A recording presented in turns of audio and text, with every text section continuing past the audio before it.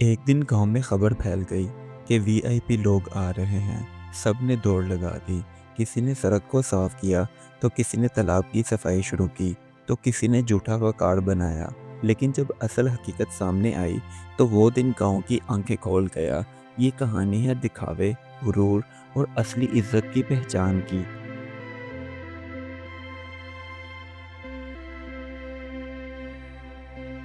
कंगनीपुर गांव में लोग अपने कामों में मसरूफ थे। जिंदगी सादा थी, मगर दिल साफ थे। तभी एक दिन एक अजीब खबर पूरे गांव में आग की तरह फैल गई। इतने में रहमत चाचा दौड़ते हुए आए और चीख कर बोले, अरे सुनो सुनो सुनो, शहर से वीआईपी लोग आ रहे हैं, वो भी बड़ी गाड़ियों में। ये सुनकर सब चौंक गए। किसी ने कहा, कौन, वजीर या अफसर? तो रहमत चाचा ने कंधे उचकाए और कहा, पता नहीं, मगर बहुत बड़े लोग हैं। गांव के हर फर्द की ये कोशिश थी कि वीआईपी लोग उसके घर पर आएं, जिसकी वजह से गांव के लोगों ने अपने घरों की दीवारों को साफ सुथरा करना शुरू कर दिया। कोई दीवारों पर डिज़ाइन बनाता, तो कोई दीवारों की मरम्मत करता। देखते ही देखते सब लोग दिखावा करने में लग गए।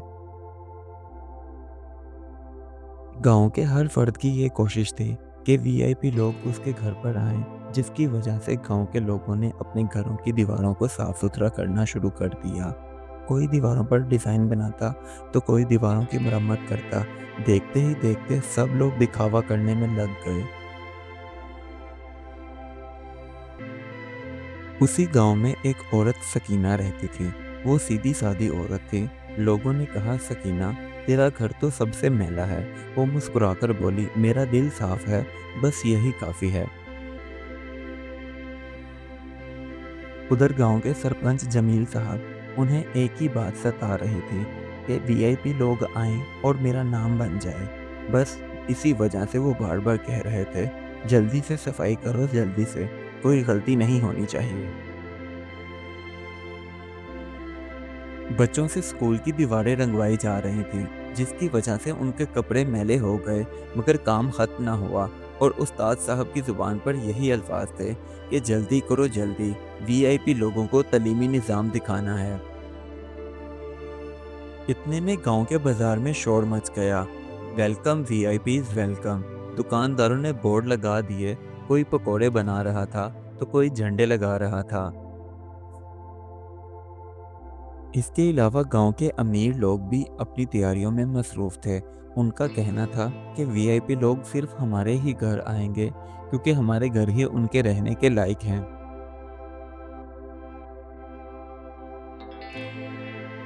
जबकि उसी गांव में रहने वाले गरीब लोग, उनके दरवाजे बंद थे और किसी ने उनसे कुछ ना पूछा, जिसकी वजह से उनके चेहरों पर अफसोस, मगर दिल में सब्र था। जब दोपहर का वक्त हुआ, तो गांव के सभी बच्चे और बड़े मिलकर फूलों की टोकरियां संभाले सड़क के किनारे खड़े हो गए। कुछ ही देर के बाद दूर से गाड़ियों के आने की आवाज सुनाई दी। एक सफेद रंग की जीप और दो सादा गाड़ियां आखिरकार गांव में पहुंच गईं। लोगों ने नारे लगाए और फूल बरसाए। उसके बाद उन गाड़ियों से उतरने वाले लोग महंगे तरीन मलबूसात ज़ेबतन करने की बजाय बिल्कुल सादा कपड़ों में थे। उन वीआईपी लोगों को सादा कपड़ों में यूं देखकर सभी गांव वाले चौंक गए। आखिर कोई वजीर नहीं, कोई अफसर नहीं, एक दरमियानी उम्र का शख्स बोला, हम सब एनजीओस की तरफ से आए हैं और स्कूल के बच्चों के लिए इमदाद लाए हैं। उसके बाद सब एक दूसरे का मुंह देखने लगे। जो दिखावा कर रहे थे अब नजरें झुकाए खड़े थे और एक दूसरे से कहते, वीआईपी तो असल में किसी और के लिए आए थे, खामखा हमने इतनी जहमत की। अब एनजीओ के लोग सब मिलकर सकीना के घर गए। उसने सादा मट्टी के प्यालों में पानी दिया, सच्चाई और एहतराम से पेश आई, तो वो सब कहने लगे, यही घर है सबसे खूबसूरत। गांव वालों ने उस दिन एक सबक सीखा और उन्होंने सकीना से माफ़ी मांगते हुए वादा किया कि अब वो सच्चाई को ही इज्जत देंगे, ना कि दिखावे को। गुजरते दिनों के साथ साथ अब गांव बदल गया। हर काम दिल से होने लगा, दिखावा खत्म हो गया और मोहब्बत ही मोहब्बत बाकी रह गई थी। गांव में शाम ढल रही थी।